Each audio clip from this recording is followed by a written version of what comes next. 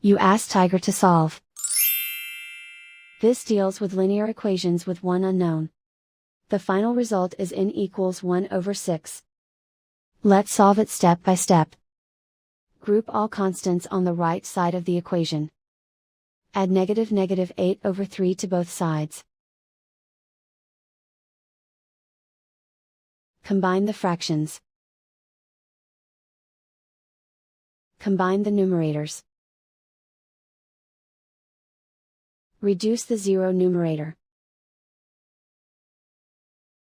Simplify the arithmetic. Find the lowest common denominator. Multiply the denominators. Multiply the numerators. Combine the fractions.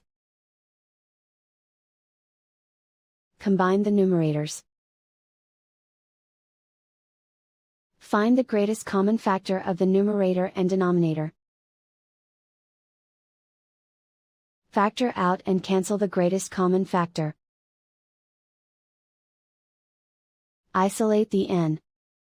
Multiply both sides by inverse fraction 2/3. Group like terms. Multiply the coefficients. Simplify the fraction. Multiply the fractions. Simplify the arithmetic. And so the final result is n equals 1/6.